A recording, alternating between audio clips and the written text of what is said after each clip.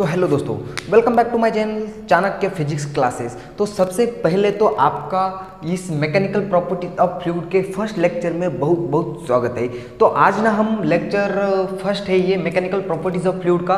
तब इससे पहले हमने रोटेशनल डायनामिक्स पूरा खत्म कर दिया है। वो अगर आपने नहीं देखा तो पूरे के पूरे लिंक डिस्क्रिप्शन में मौजूद है, या आपको यूट्यूब पे जाना है और टाइप करना है rotational dynamics Chanakya physics classes, आपको पूरा डिटेल में वहाँ पढ़ने को मिल जाएगा। तो आज की इस वीडियो ना मैकेनिकल प्रॉपर्टीज ऑफ फ्लूइड में हम इतने सारे टॉपिक्स कवर करने वाले हैं। पहले आएगा इंट्रोडक्शन, बाद में फ्लूइड्स के बारे में डिस्कस करेंगे, क्या होता है, प्रेशर डिस्कस करेंगे, pressure due to liquid column, इसका डेरिवेशन आएगा, absolute pressure and gauge pressure, इसका भी डेरिवेशन है, और अंत में एक बहुत ही खूबसूरत सी कंसेप्ट पढ़ेंगे, हाइड्रोस्टैटिक्स पैराडॉक्स। आई होप ये सारी इंफॉर्मेशन पढ़ने के लिए, ये लेक्चर देखने के लिए आप तैयार होंगे। जल्दी से हेडिंग लगाए, introduction mechanical properties of fluid. तो ये मैकेनिकल प्रॉपर्टीज ऑफ फ्लूइड का फर्स्ट लेक्चर है, ये तो आपको बताने की कोई ज़रूरत नहीं होगी भैया, ठीक है। हेडिंग लगाए इंट्रोडक्शन। तो इंट्रोडक्शन में क्या होता है ना कि इंट्रोडक्शन देंगे हम कि फ्लूइड होता क्या है भैया, एक्चुअली फ्लूइड होता क्या है। जैसे कि हमने मैकेनिकल ये रोटेशनल डायनामिक्स के बारे में पढ़ा था, तो ये आज का ये लेक्चर तो एक इंट्रोडक्शन होगा इसमें, और छोटी छोटी बातें हम इसमें डिस्कस करेंगे। तो फ्लूइड जो होता है ना, एक्चुअली जो बहता है उसे फ्लूइड बोलते हैं। तुम्हारी हमारी भाषा में जो बहता है उसे फ्लूइड बोलते हैं, मगर हम ऐसे कैसे मान लें, हमको तो ये अदालत प्रूफ मांगती है भैया। तो किसी भी स्टेट्स के ना हमारे पास, किसी भी मैटर के 3 स्टेट्स होते हैं। किसी भी मैटर के हमारे पास कितने स्टेट्स होते हैं? 3। ये एक होता है सॉलिड, ये भी हमको पता है। दूसरा होता है लिक्विड, ठीक है यहाँ तक भी, और तीसरा होता है गैस। अब ना ये सॉलिड के बारे में हम पढ़ चुके हैं। कब? आपने नहीं पढ़ा होगा, मगर इससे पहले के जो जितने भी टॉपिक्स हो गए वो सारे के सारे वो सॉलिड पे डिपेंड्स थे। अब हम ना जनरली लिक्विड और गैस के बारे में बात करेंगे। लिक्विड और गैस के बारे में भी हम ज़्यादातर लिक्विड के बारे में बात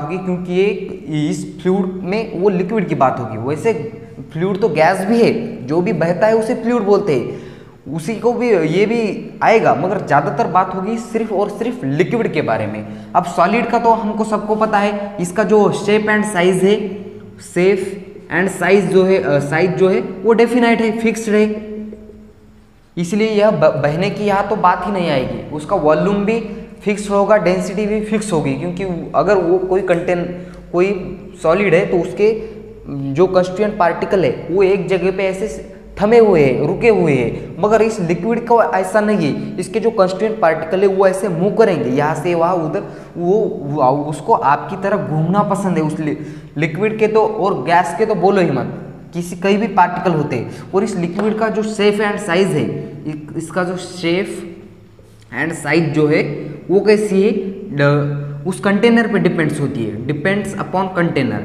डिपेंड्स अपॉन जो भी जिस भी कंटेनर में डालो या वो वेसल में डालो, उसके ऊपर वो डिपेंड्स रहेगी, डिपेंड्स अपॉन कंटेनर।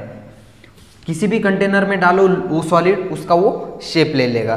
तो और थोड़ा आगे बढ़ लेते हैं, वो गैस की भी कोई मॉलिक्यूल्स नहीं होते, तो गैस भी उसका गैस का भी कोई शेप एंड साइज नहीं होता, तो वो भी क्या हो गए, वो भी बह जाते हैं। तो कोई भी फ्लूइड हो, अगर सपोज दैट कोई लिक्विड हो, उस लिक्विड को अगर हम ऐसे कोई एक्सटर्नल फोर्स लगाए, बाहर से कोई एक्सटर्नल फोर्स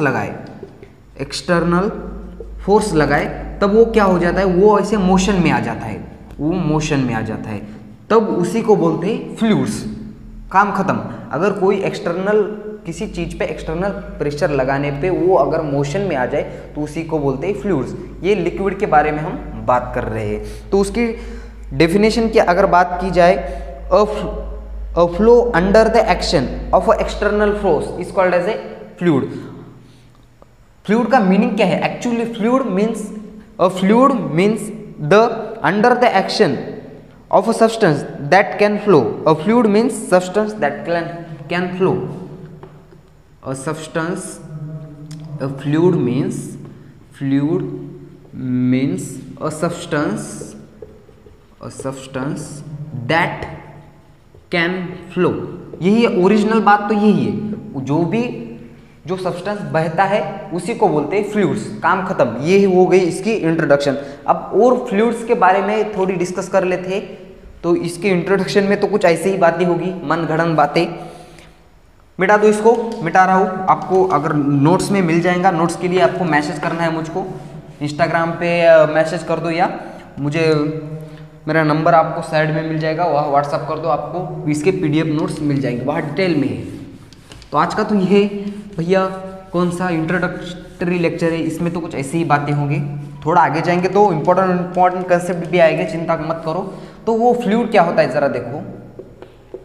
जनरली फ्लूइड्स जो होते हैं, आप तो फ्लूइड्स का मतलब समझ में आया होगा। फ्लूइड मीन्स, या मैं लिख देता हूँ फिर से एक बार, फ्लूइड मीन्स दैट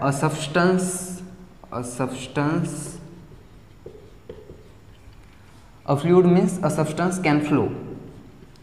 जो भी बहता है उसे हम अपनी भाषा में फ्लूइड बोलते हैं। अब वो फ्लूइड तो है, अब वो फ्लूइड दो टाइप्स का होगा, दो तरह के हम उसमें स्टडी करेंगे। जब वो फ्लूइड बह रहा है तब उसकी जो स्टडी की जाएगी वो अलग स्टडी आ जाएगी, और वो फ्लूइड जब रेस्ट पे है तब उसकी जो स्टडी की जाएगी वो अलग की जाएगी। अगर फ्लूइड रेस्ट पे हो, एट रेस्ट, या फ्लूइड एट मोशन में हो, एट मोशन में, तो दो तरह की यहाँ स्टडी होंगी। जब फ्लूइड रेस्ट में हो तब जो स्टडी की जाती है तब उसको हम डायनामिक्स बोलते हैं। क्लियर है यहाँ तक? जब फ्लूइड रेस्ट पे हो तब जो स्टडी की जाती है उसको स्टैटिक्स बोलते हैं। स्टैटिक्स का मतलब एट रेस्ट, और मोशन का मतलब होता है डायनामिक्स। आपको उस ये किताब में एक डेफिनेशन भी है, हाइड्रोस्टैटिक्स। हाइड्रो का मतलब वाटर, और स्टैटिक्स का मतलब मोशन में। वाटर रेस्ट में तब जो उसकी स्टडी की जाती है उसको बोलते हैं हाइड्रोस्टैटिक्स।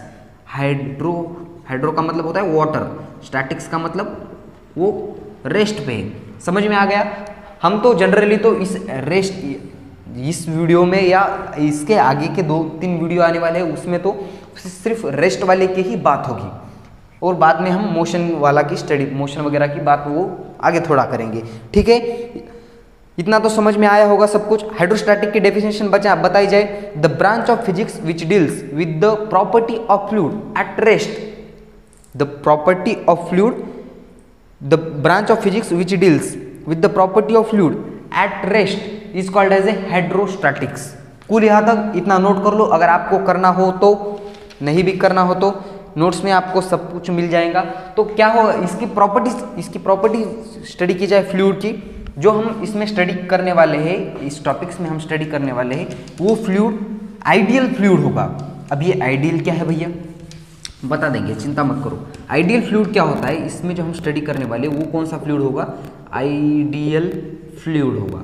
आइडियल फ्लूइड का मतलब होता है कि वो फ्लूइड वो इनकॉम्प्रेसिबल होना चाहिए। इनकॉम्प्रेसिबल, समझ में आ गया? फ्लूइड की बात कर रहे हैं, इसका मतलब इसमें गैस की तो बात ही नहीं हो रही है, क्योंकि गैस तो ऐसे कॉम्प्रेस हो सकता है, मगर इस लिक्विड वो इनकॉम्प्रेसिबल होना चाहिए, उसकी कोई भी इनकॉम्प्रेसिबिलिटी नहीं होनी चाहिए, और उसका जो वॉल्यूम है, उसका वॉल्यूम जो है, आइडियल फ्लूइड का मतलब होता है उसका वॉल्यूम जो होता है वो फिक्स्ड होता है।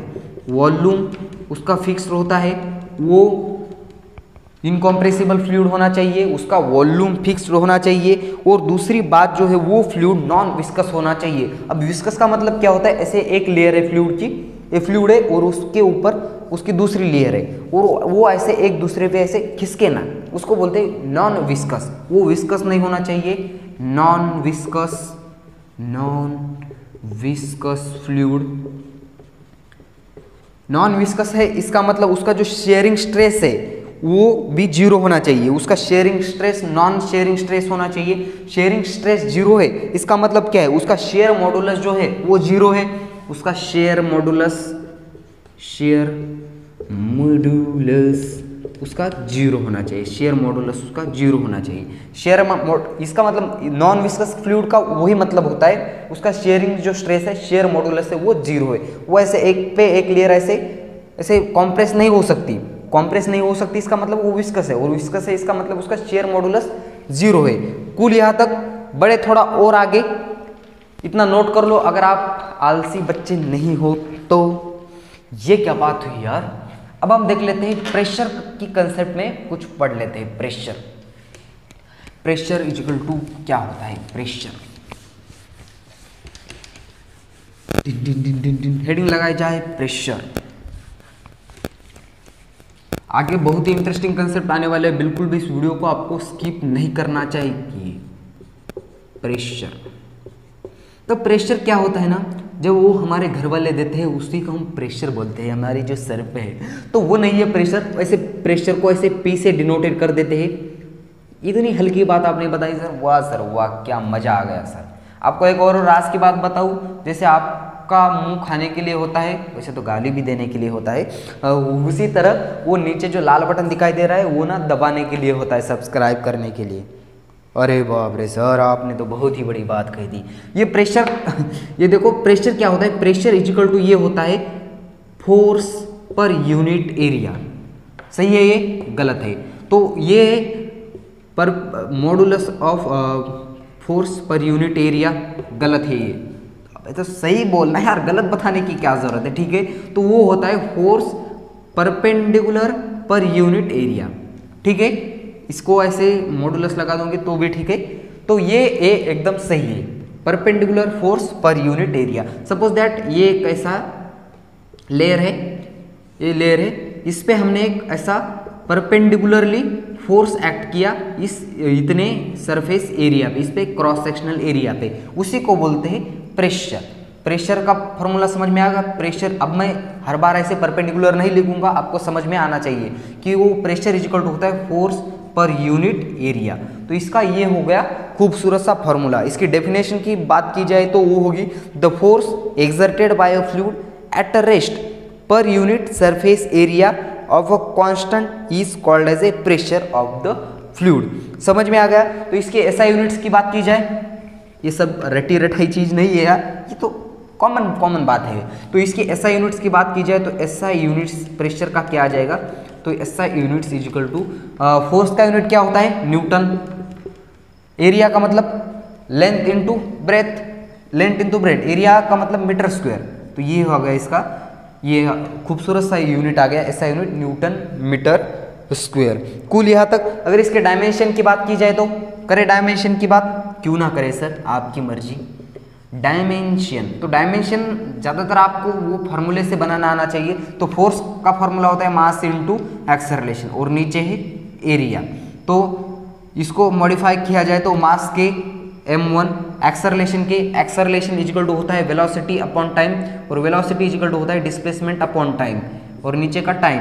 तो ये हो गया डिस्प्लेसमेंट अपॉन टाइम का स्क्वायर, तो ये हो गए L1 t-2, और नीचे एरिया है, एरिया यानी कि मैंने क्या लिया, मीटर का स्क्वायर, यानी कि यहाँ L2 का स्क्वायर लेना चाहिए। तो L2 ऊपर गया तो क्या बन जाएगा, m1 L1 L-2 और t-2। तो ये बन जाएंगे m1 L-1 t-2। तो ये हो गए इसके खूबसूरत से डायमेंशन। ये भी आपको पूछे जा सकते हैं, m1 L-1 t-2। और एक बात, और एक कंसेप्ट एक क्लियर कर दो आपकी, यह फोर्स वेक्टर है, फोर्स वेक्टर है, एरिया भी वेक्टर है। ये दोनों वेक्टर होने के बावजूद भी ये जो क्वांटिटी है ये स्केलर क्वांटिटी है। प्रेशर जो क्वांटिटी है वो स्केलर क्वांटिटी है। कई किताब में इसको टेंसर भी बोल देते हैं, मगर फिलहाल आपको आपकी किताब में अगर प्रेशर अगर ऑप्शन दे जाए कि प्रेशर कौन सी क्वांटिटी है, स्केलर है, वेक्टर है, या टेंसर है, या और कुछ दिया होगा, तो आपको ज़्यादातर स्केलर मारना है। अगर स्केलर नहीं है तो वो टेंसर की बात हो जाएगी, ठीक है।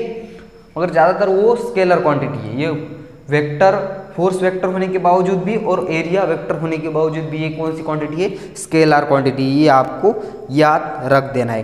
तो और इसके जो एसआई यूनिट्स के और जो कॉमन जो यूनिट्स है वो है बार है, दूसरा है टॉर है वो, ठीक है। और वो बार का भी नाम सुना है, हाँ सर बचपन में बार सुना है। तो 1 बार इज इक्वल टू वो होता है 10⁵ न्यूटन मीटर स्क्वायर। एक बार में 10⁵ न्यूटन मीटर स्क्वायर इतने स्क्वायर होते हैं। और इसका जो दूसरा है, जो इस न्यूटन मीटर स्क्वायर को क्या बोलते हैं? पास्कल। कितना गंदा कर दिया सर आपने लिख के, ठीक है। ये प्रेशर जो है वो, ये बेसिक बात है, ये प्रेशर जो है वो स्केलर क्वांटिटी है। इसका फॉर्मूला है फोर्स पर यूनिट एरिया, उसके SI यूनिट है न्यूटन मीटर स्क्वायर। इसके डायमेंशन की बात की जाए तो वो है m1L-2 T-2 और 1 न्यूटन मीटर स्क्वायर होता है 1 पास्कल और 1 बार इजिकल टू होता है 10⁵ न्यूटन मीटर स्क्वायर। कुल यहाँ तक ये डायमेंशन याद रखने हैं। SI यूनिट वो कौन सी क्वांटिटी है, ठीक है। थोड़ा आगे बढ़े हम, आपकी इजाज़त हो तो एक बार कैमरे में चेक कर लेते हैं सही से दिखाई दे रही है नहीं, वरना आप चिल्ला के बोल तो रहे होंगे लेकिन हमको सुनाई नहीं देगा। क्यों सर आप बहरे हैं क्या? अरे नहीं, आपकी सोच ही गंदी है बेटा। हेडिंग लगाई जाए pressure due to liquid column. तो आपको ये नोट्स में एकदम क्लियरली मिल जाएगा। अगर आप खुद के नोट्स बनाने के उत्सुक हो तो कोई बात नहीं, ठीक है, बना लो आपके खुद के नोट्स।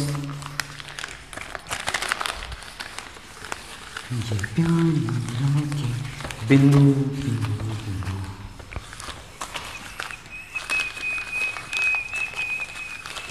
हेडिंग लगाई जाए pressure due to liquid column. Pressure due to liquid column. Pressure due to liquid column. क्या हेडिंग चुका दी यार तुमने। तो pressure due to liquid column में हम एक डेरिवेशन पढ़ने वाले हैं और वो हम प्रेशर का है वो ρGH, यहाँ तक हम आपको लेके जाने वाले हैं। तो क्या करना है, सबसे पहले तो आपको खाना खा के आना है, ऐसा नहीं करना है। सबसे पहले आपको एक सिलेंडर लेना है, एक कंटेनर लेना है। एक कंटेनर ले लेते हैं, एक कंटेनर ले लिया, ऐसा खूबसूरत सा एक कंटेनर ले लिया भैया, और उसमें ना हमने वाटर भर दिया, कोई भी फ्लूइड भर दो। सपोज दैट हमने वाटर भर दिया, एक फ्लूइड भर दिया और उसमें ना क्या कर दिया, एक सिलेंडर डाल दिया, ऐसे एक सिलेंडर डाल दिया, मनगढ़ंत सिलेंडर तो वैसे तो बहुत ही महंगे हैं, फिर भी हम आपके लिए बना देंगे यार, चिंता मत करो आप। तो एक ऐसा सिलेंडर बना दिया, ठीक है। इस वाटर की डेंसिटी है रो है। सपोज दैट आपको ना इस पे लगने वाला प्रेशर फाइंड करना है, इस सिलेंडर पे लगने वाला प्रेशर कितना होगा वो आपको फाइंड करना है। तो यहाँ से भी वाटर इस पे प्रेशर लगा रहा है, यहाँ से भी वाटर इस साइड में से, और सारे ऊपर से नीचे से सारी तरफ से आपको उस पर प्रेशर लग रहा है। तो वो प्रेशर कितना है वो आपको निकालना है। तो उस सिलेंडर की हाइट है, मान लो, क्या मान ले, सपोज दैट मान लो कि हाइट है उसकी h है कुल यहाँ तक, और यहाँ का नीचे का जो क्रॉस सेक्शनल एरिया है वो है ये। समझ में आ गया? ये है डेंसिटी, यह बाद में लिख दूंगा। h है height of the cylinder, a है cross sectional area of cylinder, और रो है डेंसिटी ऑफ उसमें जो भी फ्लूइड भरा है उस फ्लूइड की डेंसिटी। अब आपको according to Newton second law of motion के पता होगा कि वो होता है फोर्स, यह मैं लिख देता हूँ, वी नो दैट, इसका और कोई मतलब नहीं, आपको पता है ऐसा मतलब है इसका। We know that is equal to force is equal to होता है मास इनटू एक्सेलरेशन, और ये होता है ए इज इक्वल टू होता है जी, इसी को बोलते हैं एक्सेलरेशन ड्यू टू ग्रेविटी। तो ये हो गया force is equal to mg। इसे इक्वेशन नंबर 1 दो, ये भी आपको पता है। अभी आपने प्रेशर का फॉर्मूला पढ़ा, तो वो होता है प्रेशर इज इक्वल टू होता है perpendicular force per unit area. क्या बात है सर, क्या बात है, ठीक है। क्या करेंगे आप, इस फोर्स की वैल्यू उठा के इसकी जगह पटक देंगे हम, इतना तो आप कर ही सकते हो। Pressure is equal to force की जगह m इंटू जी अपॉन नीचे है एरिया। अब आपको डेंसिटी का फॉर्मूला पता होगा कि वो होता है डेंसिटी इज इक्वल टू होता है mass upon volume, density is equal to mass upon volume.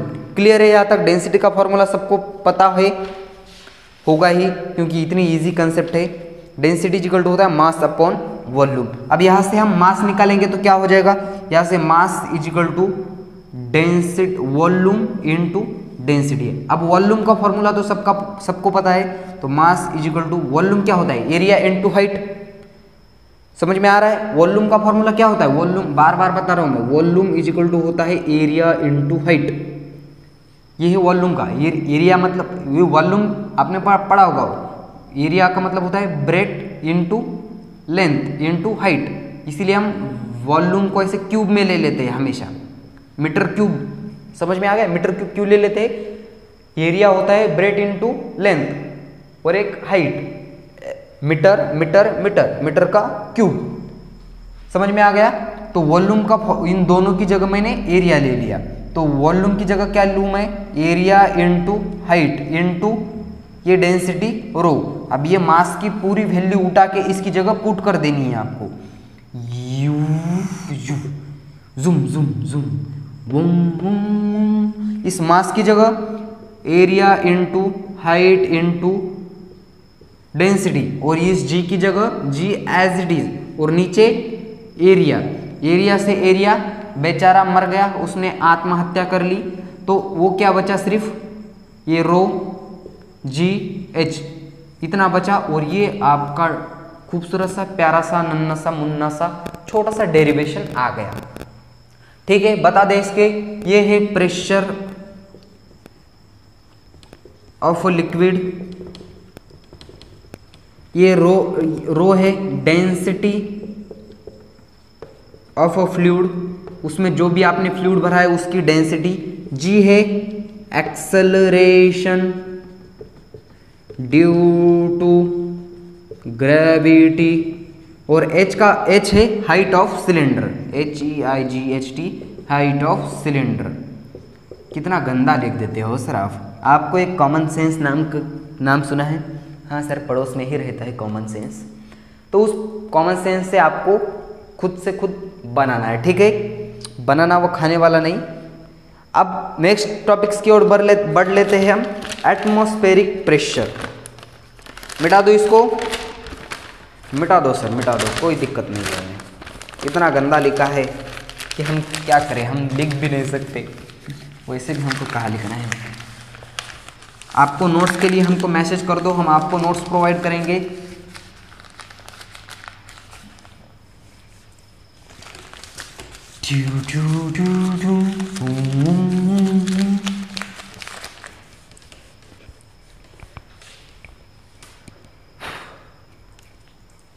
ठीक है, एटमॉस्फेरिक प्रेशर क्या होता है देखेंगे।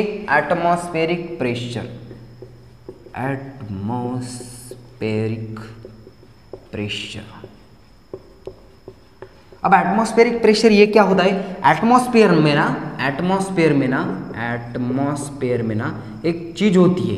एटमॉस्फेयर में क्या होता है कि वो गैस होती है, पता है सबको, हाँ सर ये तो सबको पता है। तो एटमॉस्फेयर में ना गैस होती है और ये एक तरह का फ्लूइड है, और सबको पता है गैस को ना एक वेट होता है, गैस को क्या होता है, वेट होता है, ये भी बात सही है। और वो वेट वो जो होता है वो डाउनवर्ड डायरेक्शन में लगता है, डाउनवर्ड डायरेक्शन में वेट हमेशा डाउनवर्ड डायरेक्शन में लगता है, क्योंकि वो नीचे की डायरेक्शन में एक्सेलरेशन ड्यू टू ग्रेविटी होते हैं। गैस को वेट्स होता है और वो वेट नीचे की डायरेक्शन में लगता है डाउनवर्ड डायरेक्शन में, तो उसी को बोलते हैं, उस प्रेशर को जो नीचे की डायरेक्शन में फोर्स लग रही है वो उस ईयर पे, उस ईयर को बोलते हैं, उसी ईयर के प्रेशर को बोलते हैं एटमॉस्फेरिक प्रेशर। कुल यहाँ तक समझ में आ गया। अर्थ में एक फ्लूइड होता है जो जिसका नाम ईयर होता है, जो कि एग्जैक्ट्स होता है डाउनवर्ड की डायरेक्शन में, उसकी वेट की वजह से वो, और उसी फोर्स को जो प्रेशर होता है वो फोर्स एक फोर्स के अकॉर्डिंग नीचे की डायरेक्शन में लगता है, उसी को बोलते हैं एटमॉस्फेरिक प्रेशर। ठीक है, और अब ना देखो ना, यह हमारे अर्थ पे ऐसे कहीं पहाड़ है, कहीं खाइया है, ऐसा है, तो हम यहाँ जो एटमॉस्फेयर का प्रेशर लगने वाला है वो अलग होगा, तो यहाँ जो एटमॉस्फेयर का प्रेशर है वो अलग होगा, क्योंकि यहाँ अलग अलग ईयर होगी, यहाँ भी अलग ईयर होगी। तब हम मान कहाँ से ले कि यह नॉर्मल एटमॉस्फेरिक प्रेशर है, तो हमारे दुनिया में सिर्फ और सिर्फ हमारे घर के ही जगह साफ है, ऐसा नहीं है। तो ऐसा एक सी लेवल होता है, देखो सी लेवल, सी नाम सुना है, अरे वो नहीं, आपकी गंदी सोच है। सी का मतलब होता है समंदर, ऐसे समंदर के ऊपर जो एटमॉस्फेयर का प्रेशर होता है उसको कॉमन एटमॉस्फेरिक प्रेशर बोल देते हैं।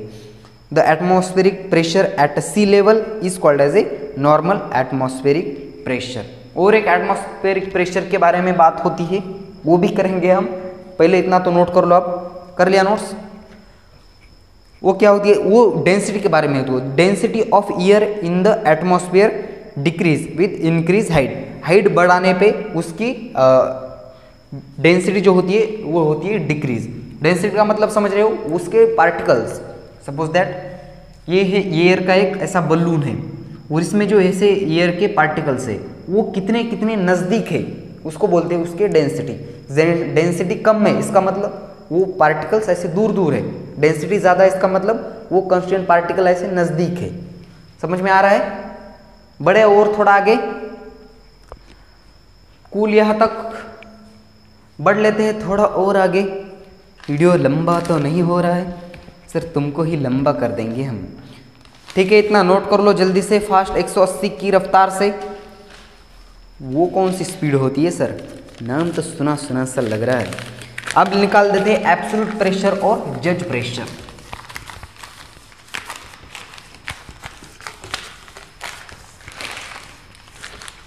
हेडिंग लगाई जाए एब्सोल्यूट प्रेशर और जज प्रेशर। एब्सोल्यूट प्रेशर और जज प्रेशर। एब्सोल्यूट प्रेशर में क्या होता है ना, आपको कहीं पॉइंट्स पार्टिकल पे, एक बिंदु पे वो कितना, अब मैं समझा देता हूँ। चलिए मान लेते हैं तुम्हारे पास एक ऐसा कंटेनर है और उस कंटेनर में हमने एक लिक्विड भर दिया, एसिल वाटर नाम का लिक्विड भर दिया, समझ में आ गया। और इस पे एक ऐसा पॉइंट है, इस पॉइंट पे कितना प्रेशर लग रहा है वो आपको फाइंड करना होता है। एब्सोल्यूट प्रेशर फाइंड करना होता है, इस पॉइंट पे आपको प्रेशर फाइंड करना है। करेंगे कैसा कर सकते हैं आप? हम तो नहीं कर सकते सर, आपको ही कुछ करना पड़ेगा। चलो ठीक है, मैं कुछ करता हूँ। आपको ना क्या करना है, इस पे एक ऐसा एक मनगढ़ंत फिर से एक बार ऐसे सिलेंडर बना देना है। इसके ऊपर सिलेंडर बना देता हूँ मैं, ऐसे ऊपर सिलेंडर बना दिया। तो इसकी हाइट है, चलिए मान ले इसकी हाइट है h, और ऊपर से जो प्रेशर लग रहा है एयर का उसको हम एटमॉस्फेरिक प्रेशर बोलते हैं। वो अभी आपने सीखा, उसको हम ऐसे P नॉट बोल देते हैं। P नॉट का मतलब होता है एटमॉस्फेरिक प्रेशर। और इस पे एक प्रेशर लग रहा है, उस प्रेशर को बोलते हैं P। यहाँ जो प्रेशर लग रहा है इसे मान लो हॉरिजॉन्टल लेवल प्रेशर, हर जगह सेम होता है, वो हम आपको आगे जाके बता देंगे। इसका यहाँ जो प्रेशर है वो P, मगर वो कितना है एक्चुअली वो हमको निकालना है। इस वाटर की डेंसिटी है, चलिए मान लेते हैं रो। उस सिलेंडर को हम एक बार बाहर ले ले, ऐसे जूम करके बाहर ले ले। जूम करके मैंने ऐसे इस सिलेंडर को बाहर लिख दिया, ऐसे बाहर निकल दिया। ठीक है, इस सिलेंडर को मैंने बाहर लिख दिया। और इस पॉइंट पे आपको बिंदु पे एक बिंदु रे बिंदु मेरी प्यारी बिंदु, इस बिंदु पे आपको प्रेशर निकालना है। तो इसका क्रॉस सेक्शनल एरिया है A, इस सिलेंडर की हाइट है h, और इसमें ऐसे पानी भरा हुआ है इस सिलेंडर पे। हाँ वो तो होगा ही ना सर। और ऊपर से जो प्रेशर लग रहा है वो है एटमॉस्फेरिक प्रेशर P। आपको प्रेशर का फॉर्मूला सबको पता है? वो क्यों नहीं होगा सर, यहाँ मैं लिख देता हूँ। प्रेशर इज इक्वल टू होता है फोर्स पर यूनिट एरिया। तो फोर्स इज इक्वल टू क्या आ जाएगा? Pressure into area. ये भी आपको याद रखना है। एक आप कुछ नहीं करना, आपको आराम से बैठ ही जाना है। क्या होगा देखो जरा, इस वाटर का जो ये वाटर है, वाटर यहाँ से एटमॉस्फेयर का प्रेशर नीचे की डायरेक्शन में लग रहा है, एक फोर्स F1 फोर्स नीचे की डायरेक्शन में लग रही है। उस वाटर का वेट भी नीचे की डायरेक्शन में लग रहा है। और इस यहाँ से नीचे से एक फोर्स F2 लग रही है जो कि इन दोनों को बैलेंस कर रही है। ये सिलेंडर ऐसे बीच में रुका हुआ है, इसका मतलब वो इक्विलिब्रियम स्टेट में है। नीचे की एक डायरेक्शन में फोर्स लग रही है, ऊपर की डायरेक्शन में एक फोर्स लग रही है। कुल यहाँ तक समझ में आया सब कुछ? सब कुछ तो नहीं आया सर। तो यहाँ क्रॉस सेक्शनल एरिया इतना है, उतना ही क्रॉस सेक्शनल एरिया ऊपर होगा। कुछ नहीं, काम खत्म। उसको फोर्सेस बैलेंस कर दो। ऊपर की डायरेक्शन में एक, नीचे की डायरेक्शन में फोर्स लग रही है, वो है F1 प्लस। फिर से एक बार उसका वेट जो है, यह वेट वो भी नीचे की डायरेक्शन में ही लग रहा है, तो उस वेट को भी हम नीचे की डायरेक्शन में लिख दिया, और इन दोनों को एक फोर्स बैलेंस कर रही है जो कि F2 फोर्स है। कूल है यहाँ तक सब कुछ। एक बार चेक कर लेता हूँ, कोई छेड़खानी हुई लगता है मुझे। ठीक है, यहाँ तक समझ में आ गया F1 F2। अब देखो जरा एटमॉस्फेरिक प्रेशर, आपको यहाँ देखो फोर्स का फॉर्मूला मैंने यहाँ लिख दिया। फोर्स इक्वल टू क्या है, प्रेशर इनटू एरिया। तो यहाँ क्या है, प्रेशर P नॉट, कूल यहाँ तक P नॉट प्रेशर है, और एरिया है A, प्लस वेट का फॉर्मूला होता है, वेट का फॉर्मूला बताने की जरूरत नहीं है किसी को, वेट होता है वो mg। समझ में आ गया, वेट होता है mg। और F2 नीचे की डायरेक्शन है, फोर्स, प्रेशर कितना है नीचे P, area cross sectional A। यहां तक तो बताने की किसी को कुछ भी नहीं जरूरत है, मुझे तो ऐसा लगता है। कुल यहां तक। अब आपको फिर से एक बार मास की जगह उसके वैल्यू पुट कर देनी है, मैंने आपको पहले ही बता दिया है। तो मास इज इक्वल टू, पहले डेंसिटी का फॉर्मूला लिखो, डेंसिटी इज इक्वल टू होता है मास अपॉन वॉल्यूम। तो यहाँ से mass is equal to density into volume, और डेंसिटी इनटू वॉल्यूम क्या होता है, volume area into height, area into height. ये मैंने पहले भी एक बार बता दिया है ना आपको, तो उसकी इस मास की जगह वो वैल्यू पुट कर देनी है। तो P not A plus mass की जगह rho into A into height is equal to P into A। यहाँ से A से A बेचारा मर गया, बचा क्या, सिर्फ P नॉट प्लस रो, यहाँ से G रहेगा ना बेचारा, G rho G H is equal to P। तो P इज इक्वल टू हम ऐसे बोल सकते हैं, P is equal to P naught plus rho G H. ये आ गया आपका खूबसूरत सा डेरिवेशन। हमने पहले क्या बोला था, अगर इस पूरे सिलेंडर पे कितना फोर्स लग रहा था, रो जी एच। बाद में क्या हो, इस पॉइंट के लिए एटमॉस्फेयर का प्रेशर उसमें ऐड हो गया, बात खत्म। रो जी एच में एटमॉस्फेरिक का प्रेशर ऐड हो गया। कॉमन सेंस है, कॉमन सेंस, फिर से बात आ गई कॉमन सेंस की। ये क्या है, P नॉट, यहाँ क्या है, ये P है pressure at point, pressure at point पे, पॉइंट प्रेशर है सिलेंडर के नीचे का। यहाँ P नॉट है, P नॉट है एटमॉस्फेरिक, एटमॉस्फेरिक प्रेशर, और वो बाकी के तो पता है आपको। रो का मतलब density of liquid, G acceleration due to gravity, और H height of the cylinder. Cool यहाँ तक नोट कर लो इतना।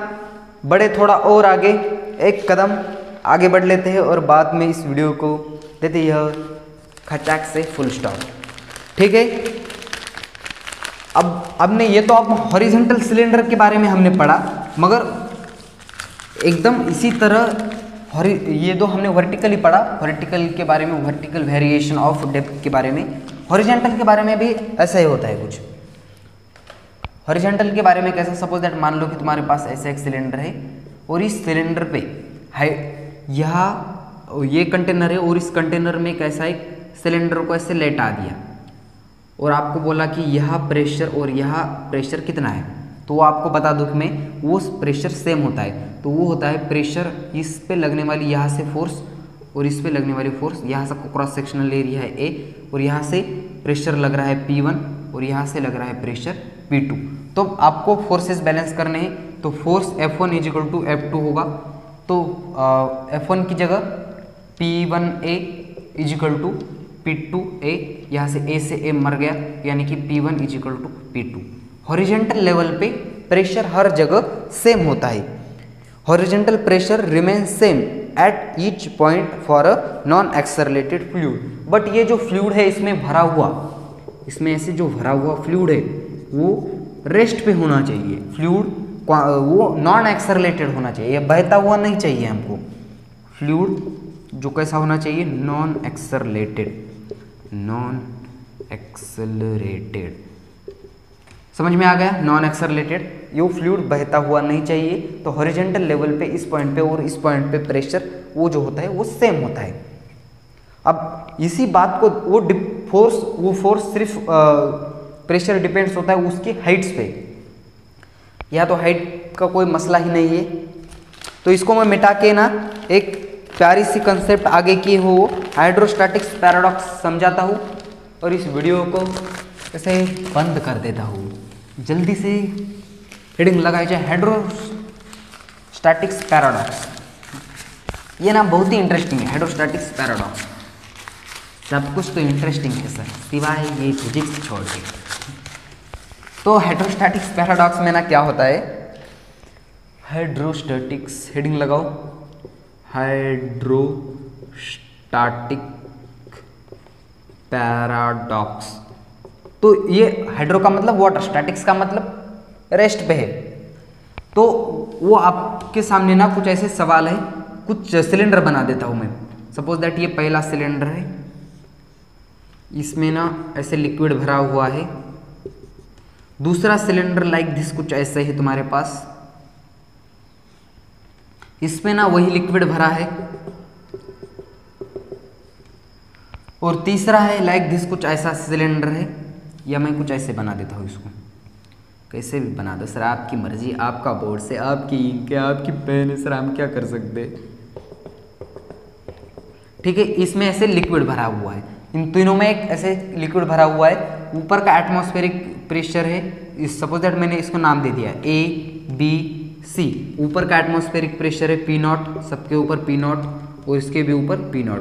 इसकी हाइट है h, और इसी लिक्विड की भी हाइट सेम है, उसकी भी हाइट h है, और इसी भी सिलेंडर की हाइट, इसी भी कंटेनर की हाइट है h। तीनों की हाइट जो है वो सेम है। और नीचे प्रेशर है PA, नीचे प्रेशर है PB, और नीचे प्रेशर है PC, PK नहीं PC। और वो लिक्विड भी इन तीनों में कैसे सेम है, इसकी डेंसिटी रो है, इसकी भी डेंसिटी रो है, और इसकी भी डेंसिटी रो है। तब आपसे एक सवाल है, क्या इसमें जो प्रेशर लग रहा है वो डिफरेंट हो सकता है या अलग हो सकता है? क्या आपके मन में कुछ गूंज रहा है? आपके मन में क्या आ रहा है? टाइम बहुत तेजी से बढ़ रहा है। आपके मन में आ रहा होगा कि इसमें जो प्रेशर लगने वाला है वो डिफरेंस होगा, मगर फिजिक्स और साइंस और मैकेनिकल प्रॉपर्टीज ऑफ फ्लूइड ये ऐसे बोलता है कि ये pressure of A equal to pressure of B equal to pressure of C ऐसे सेम होंगे। आप बोलोगे क्यों ऐसा बोलोगे, आप क्यों बोलोगे? जायज़ है, आपको ये लगना चाहिए ऐसा क्यों हो रहा है। इसके दो कंटेनर के शेप तो अलग अलग है, ये कुछ ऐसा टेढ़ा मेढ़ा है, ये भी कुछ अलग है, ये भी कुछ अलग है, वो तीनों अलग अलग है। फिर भी इनके जो प्रेशर होता है वो सेम होता है, क्योंकि ये प्रेशर जो होता है स्टैटिक्स में वो प्रेशर डिपेंड्स होता है सिर्फ और सिर्फ हाइट में, ना कि उस कंटेनर में। वो नहीं बोलेगा कि ये कंटेनर इस शेप का है उस शेप का है, बस आपको उसकी हाइट सेम होगी तो हर जगह प्रेशर सेम होगा। यही बोलता है हाइड्रोस्टैटिक्स पैराडॉक्स। कुल यहाँ तक समझ में आ गया सब कुछ? एक एग्जांपल से समझाऊँ, आपको समझा देता हूँ, ठीक है?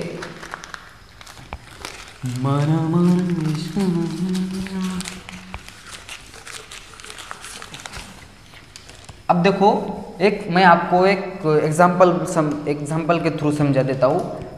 सपोज दैट मान लो तुम्हारे पास कुछ एक ऐसा सिलेंडर है, एक ऐसा सिलेंडर है, इसमें एटमॉस्फेयर, ये सिलेंडर तो नहीं लग रहा है,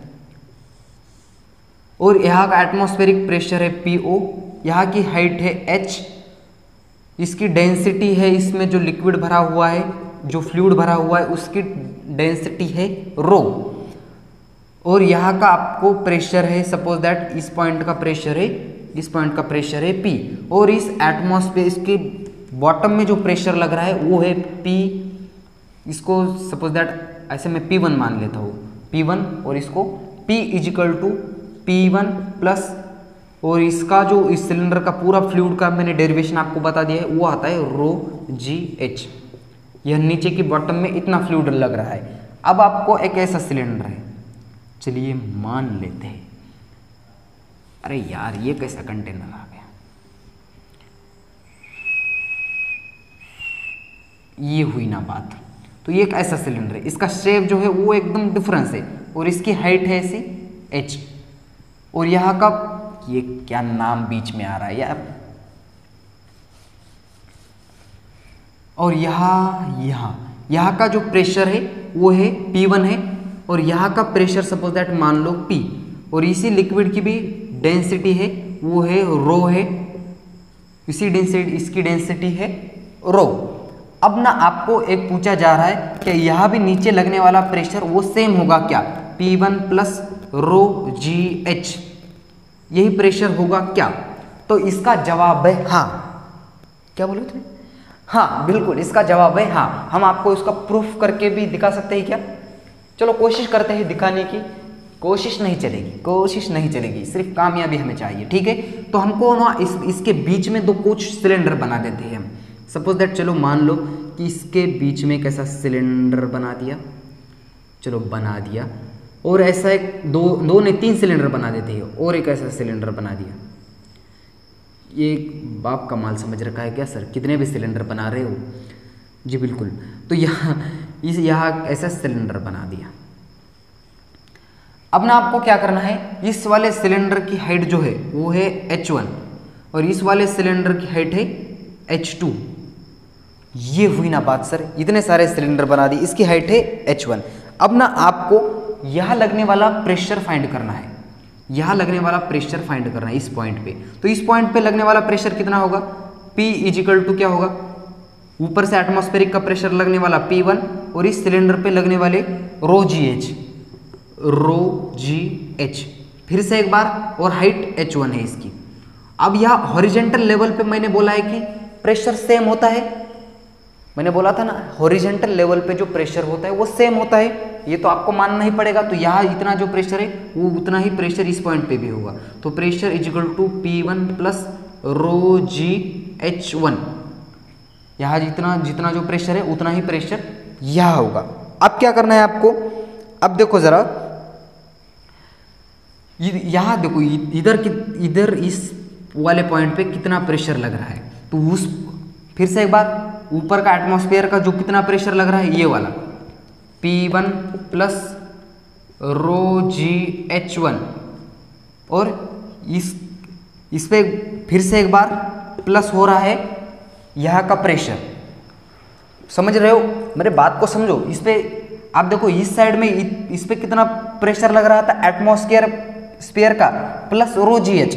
अब यहाँ सपोज दैट यहाँ एटमॉस्फेयर है इतना, एटमॉस्फेयर का प्लस रो जी एच का, तो ये तो हमने ऐड कर दिया, इसमें रो जी एच ऐड करना है, रो जी, और हाइट है यहाँ की h2। बात को समझो मेरी। आपको एक थोड़ा से मन लगाकर, दिल लगाकर समझोगे तो आपको समझ में आ जाएगा कि यहाँ देखो क्या हो रहा है। यहाँ pressure P1 plus rho G H. अब यहाँ क्या है, सपोज दैट इतना मान लो कि एटमॉस्फेयर का प्रेशर है, और इस सिलेंडर के लिए रो जी एच और H की जगह H2, ये कुल यहाँ तक। अब ना हम आपको थोड़ा और क्लियर समझा देते हैं। P1 plus rho G H1 plus rho जी H2।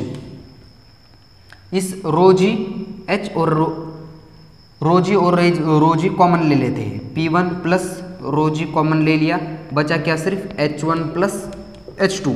अब H1 प्लस H2 क्या है? H1 प्लस H2 पूरा H, तो P1 प्लस रो जी H।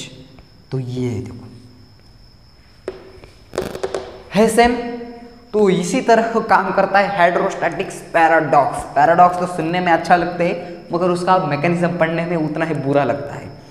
तो आई होप ये फर्स्ट लेक्चर आपके दिमाग में ऐसे घुस गया होगा, नहीं भी घुस गया होगा, नहीं घुस तो गया होगा। इतनी मेहनत करने के बाद ऐसा नहीं होना चाहिए। तो इसके पीडीएफ के नोट्स के लिए हमको मैसेज कर दो, आपको हमारा साइड में नंबर्स मिल जाएगा, या आपको डिस्क्रिप्शन मेरी इंस्टाग्राम आईडी मिल जाएगी। तो आपसे एक रिक्वेस्ट करता हूँ कि जो रोटेशनल डायनामिक्स का जो सारे के सारे लेक्चर अपलोड हो चुके हैं वो आपको डिस्क्रिप्शन में वो भी मिल जाएंगे। और तब तक के लिए पढ़ाई करते रहे। अगर आपको ये वीडियो अच्छा लगा हो तो इस वीडियो को लाइक कर देना। अगर आप इस चैनल पे कहीं से आके टपक चुके हो तो इस चैनल को सब्सक्राइब करे बिना मत जाना यार, बहुत मेहनत लगती है वीडियो करने के लिए। एक क्रिएटर है वो जान सकता है कि वीडियो क्रिएटिंग में कितनी मेहनत लगती है।